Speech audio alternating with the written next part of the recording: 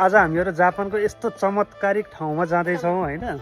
अब त्यो चमत्कारिक ठाउँ चाहिँ कस्तो ठाउँ हो पहिला देखाउँछु अनि भन्छु है त। 1600 को 2टा टिकट हामीले लियौँ।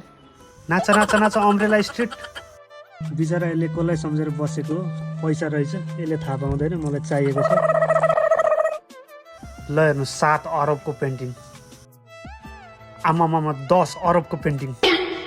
उहाँ चाहिँ जापानको तरबार बाबा। उहाँले धेरैको टाउको काटिसक्नु भयो।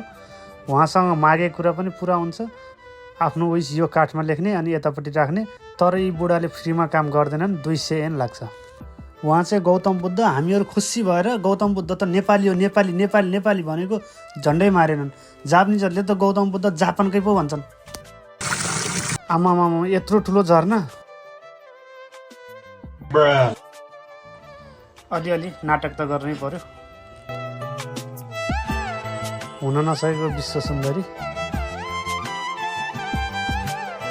हामीले 1600 रुपियाँको टिकट यति हेर्नलाई किनेको है। ल देखाउँछ है त्यो चाहिँ। यो तपाईँहरूले देखिरहनु भएको छ नि। यो हेर्नुहोस् त के जस्तो देखिरहनु भएको छ। पानी जस्तो पनि देखिएको छ। ऐना जसरी पनि टल्किरहेको छ। सिसा जस्तो पनि छ है। के होला त यो हेर्नुहोस् त। सिसा पनि होइन ऐना पनि होइन पानी पनि होइन।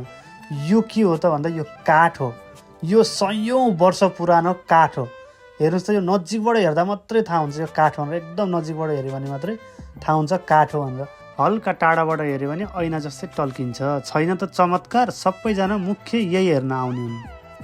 जाउँ न हिँड्नु अब। पखाउन कस्तो भनेको 800 रुपियाँ तिरेर एकछिन बस्नु परेन। हेरेको हेरे गर।